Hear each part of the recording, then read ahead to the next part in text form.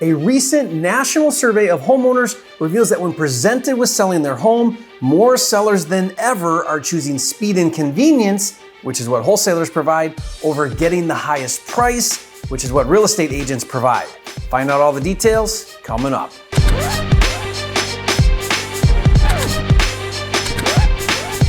For a limited time, you can get a free copy of Jerry Norton's Quick Start Kit with everything you need to flip your first house in 30 days or less. Download it now at myquickstartkit.com. If this is your first time here, my name is Jerry Norton, and I've been a full-time real estate investor now for over 17 years. Amongst other things, I specialize in flipping houses all across the country, and I've helped thousands of new investors get into the game of flipping and create six-figure and even seven-figure incomes. So if you want to learn how to flip houses so you can live your dream life, be sure to subscribe, click the bell icon to get notified when new videos are released. When selling a house, a seller has two primary options to consider. Option one is to get the highest price the market is willing to pay. To do that, he would hire a real estate agent who will market and sell the property on the open market to get maximum exposure. Now, the trade-off for getting the highest price is he pays a big commission, typically 5 to 6% of the sale price, and because more than likely the buyer is a homeowner, the process can be stressful and time-consuming with showings, inspections, repairs, appraisals, financing, and so on. Now that's option one. Or he could choose option two, which is to work with a wholesaler who offers a fast, hassle-free closing for all cash. Now the trade-off for using a wholesaler and accepting a cash offer is the seller typically pays a discounted price for that speed and convenience. In its simplest form, the seller must decide, do I want more money later for more hassle, use an agent, or less money now for less hassle, use a wholesaler. And when making a side-by-side comparison with sellers, it's interesting, to say the least, of how these two options are trending in today's marketplace.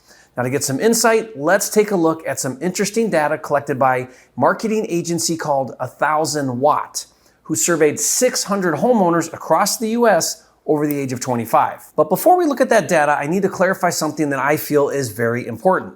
When it comes to these two options with sellers choosing either an agent or a wholesaler, the idea that they compete against each other is just not true.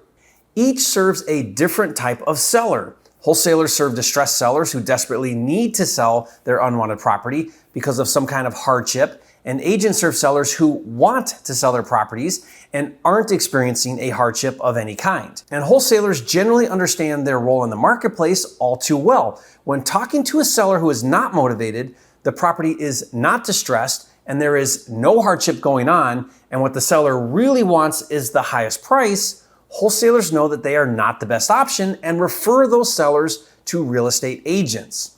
But like I mentioned, in some situations, a seller doesn't have the time, the resources, or the desire to do what it takes to get that highest price. Instead, he wants a cash buyer and a fast, hassle-free transaction, and to get that, he is more than willing to sell at a discount. In that case, a cash offer from a wholesaler is the best option. But unfortunately, many real estate agents don't understand that and are threatened by wholesalers and believe wholesalers take business from them. And rather than working together to provide the best solutions for sellers, the National Association of Realtors, or NAR, which represents 1.5 million agents nationwide, wants to ban wholesaling and force sellers to only use licensed real estate agents to sell their homes, regardless of their situation and what's best for the seller. And I did a video that breaks down how the NAR is attempting to silence wholesalers and what you can do about it. I'll put the link to that video in the description below, and you can check it out later. But the reality is, one is not better than the other, and wholesalers and agents both serve a vital role in the home selling process. Okay, rant over. For argument's sake, let's do a side-by-side comparison, assuming a seller could only choose an agent or a wholesaler. The survey by 1000 Watt found that 62% of homeowners said getting the absolute highest price possible would be most important to them if they were to sell a home today. The other 38% valued speed or certainty above price. So while price is important for most sellers, I find it mind-blowing that 38% of respondents would choose speed and convenience over price. Now, interestingly, more than 70% of respondents who had previously sold a home said the experience was either stressful or very stressful. Now, to be fair, the survey did not identify real estate agents as the cause of this stress. Rather, it was the selling process itself that stressed people out. Now, having said that, real estate agents are not winning over sellers in public opinion. Consider this. 82% of homeowners said they were more likely to trust information from Zillow than from a real estate agent.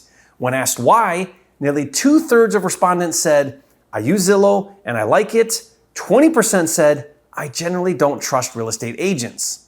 Now, that is an alarming statistic, and I believe real estate agency is poised for reform.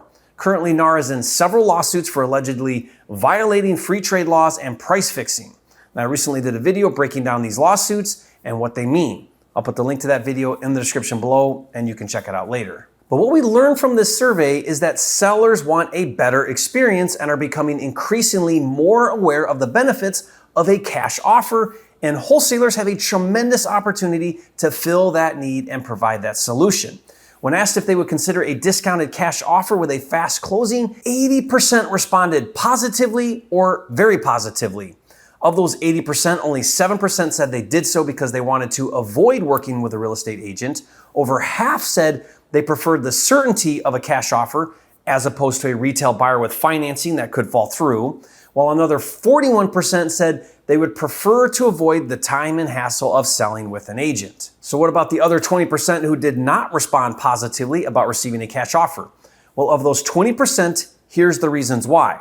21% of them said they would prefer using an agent to get more money, and 17% of them said, I want to work closely with a person who will guide me through the process. And while cash offers are becoming more appealing, there's still some opposition from sellers. Over half of those who are uninterested in a cash offer said they were skeptical and they think there must be a catch. So who's winning with sellers, agents or wholesalers? Well, if it's about price, agents win. But if mitigating stress is the primary concern, which seems to be more and more important to sellers, then wholesalers are winning. Now, the big takeaway from this survey is that for many sellers, it's less about the real estate agent and getting the highest price, and it's more about a less stressful and less intrusive selling experience. So, wholesalers and aspiring wholesalers, pay attention. I want to speak directly to you. This survey revealed 3 major objections that sellers have when deciding how to sell their home. Your ability to overcome these 3 objections may be the difference between you getting the deal and losing the deal. First is uncertainty. If a seller feels unsure about your ability to perform, they will not sign with you. Never forget, people do business with people they know, like, and trust. It's not enough to just tell a seller you can close with all cash. You need to prove it.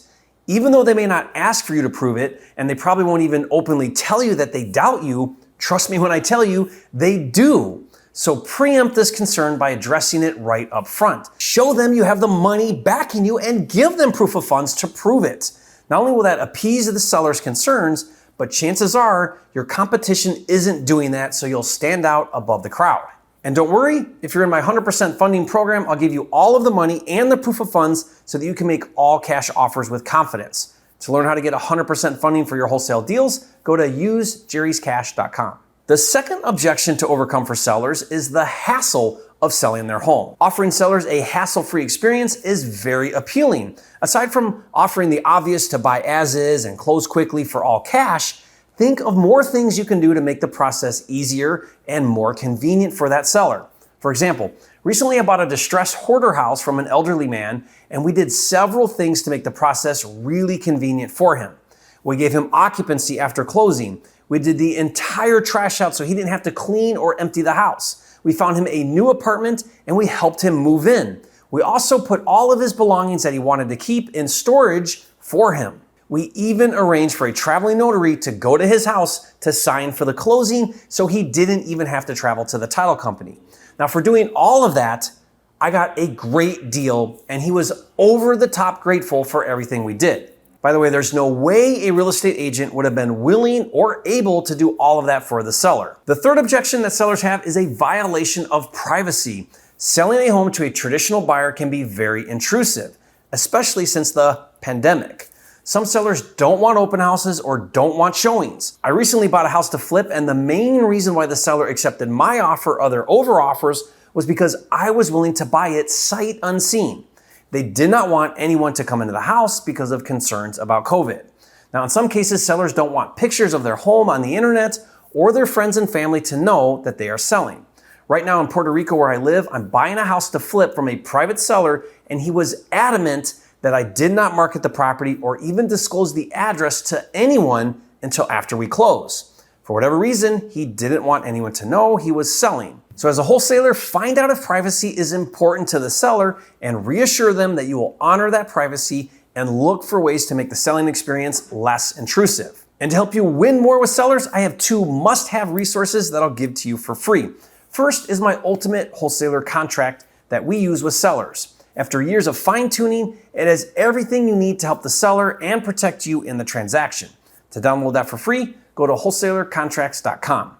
And the second must-have resource is my word-for-word scripts for talking to sellers, uncovering their motivation and overcoming objections. Now to get that for free as well, just go to freesellerscripts.com.